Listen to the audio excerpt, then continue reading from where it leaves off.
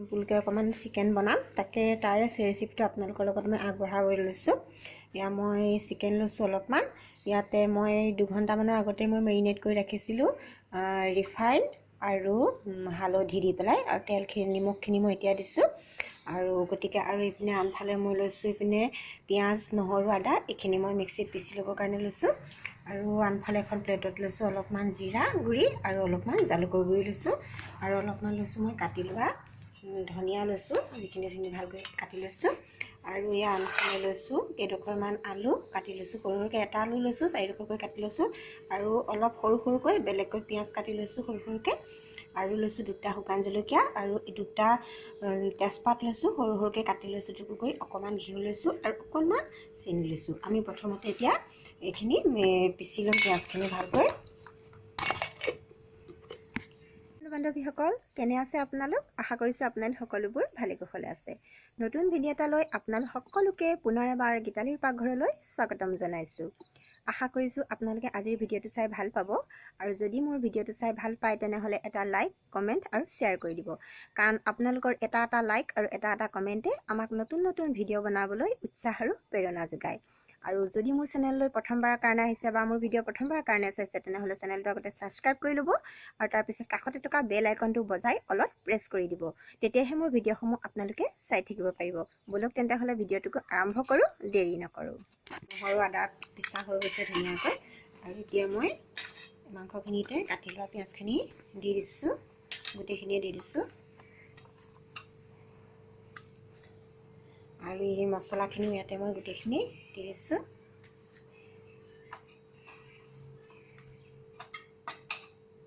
আৰু এতিয়া কাটি লোৱা যি ধনিয়া আছিলে, এই ধনিয়াখিনিও মই ইয়াতে গোটেইখিনি দি দিছোঁ।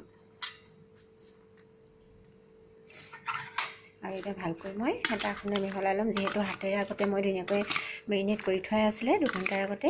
আৰু গতিকে এতিয়া মই হেতাখনেৰে মিলাই লৈছোঁ ভালকৈ।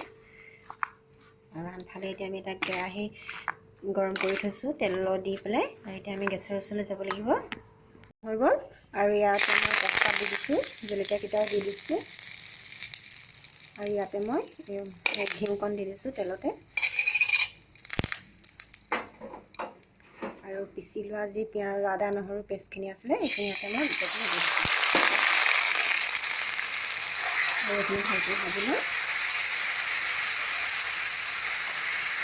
সিজাৰটো খালি আৰু বাকীটো খালি এটা অকণ পানীও দি দিছোঁ, পিঁয়াজ পিছা হৈ যায়টো, যাতে এইখিনি ভালকৈ ধুনীয়াকৈ ভাত খাই যায় আৰু ধুনীয়াকৈ ৰঙা হয়। ধুনীয়াকৈ ভাজিবৰ কাৰণে অকণমানখিনিৰ কাৰণে এৰি দিছোঁ। আজি আমাৰ প্ৰায় ভজা হৈ গৈছে। এইখিনিতে মই অকণমান যি চেনি থৈছিলোঁ চেনিখন ইয়াতে দি দিছোঁ।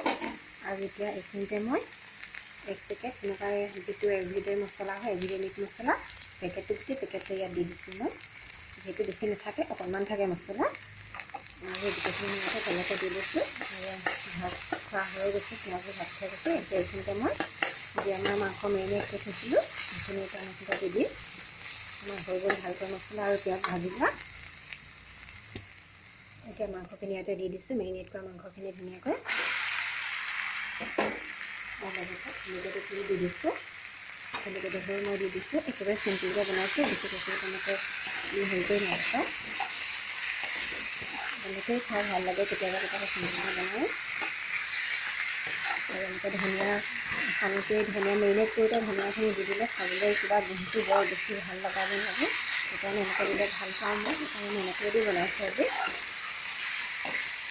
আৰু তাতে মই ধুনীয়াকৈ ভালকৈ লৰাই লৈ 5 মিনিটৰ কাৰণে এৰি দিম মই।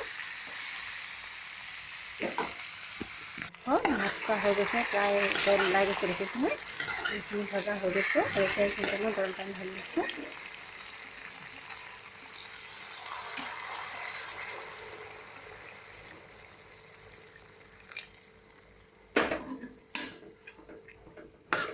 ভালকৈ অকণমান লৰাই দিছোঁ, আৰু 10-15 মিনিটৰ কাৰণে মই গেছতে এৰি দিছোঁ এনেকৈ। এয়া 10-15 মিনিটৰ পিছত ঢাকনাখন দাঙি চাইছোঁ কি হৈছে। একদম গেছটো চিমত দি থৈছোঁ, সেইকাৰণে বেছিকৈ উতলি থকা নাই। কি ধুনীয়া কালাৰ আহিছে চাওকচোন। ছাইডকেইটা চাওক, দেখিলে গম পাব কি ধুনীয়া কালাৰ আহিছে, হয়নে বাৰু? আৰু অকণমান 2 মিনিটমান উতলিবলৈ দি মই গেছটো অফ কৰি দিম। আপোনালোকে ভিডিঅ'টো চাই কেনেকুৱা পালে, মোৰ চিম্পুল মাংসৰ ৰেচিপিটো কেনেকুৱা লাগিলে কমেণ্ট কৰি জনাবলৈ নাপাহৰিব। যদি ভাল লাগিলে তেতিয়াহ'লে লাইক কমেণ্ট শ্বেয়াৰ কৰি চেনেলটো ছাবস্ক্ৰাইব কৰি ল'ব। আৰু আমাৰ মাংস ৰেডি হৈ গৈছে আৰু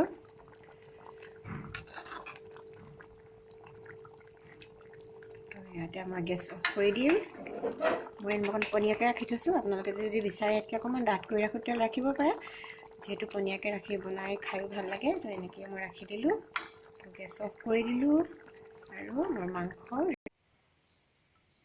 আমাৰ ৰেডি হৈ গ'ল চিকেন। তো আপোনালোকে ভিডিঅ'টো চাই কেনেকুৱা পালে কমেণ্ট কৰি জনাবলৈ নাপাহৰিব। যদি ভাল লাগিলে তেতিয়াহ'লে এটা লাইক কৰি দিব আৰু চেনেলটো ছাবস্ক্ৰাইব কৰিবলৈতো একেবাৰে নাপাহৰিব। তো নতুন ভিডিঅ' এটাৰ সৈতে পুনৰ লগ পোৱাৰ প্ৰতিশ্ৰুতিৰে আজিলৈ আপোনালোকৰ পৰা বিদায় লৈছোঁ। নমস্কাৰ। আৰু ভিডিঅ'টো চোৱাৰ কাৰণে শেষলৈকে বহুত বহুত ধন্যবাদ।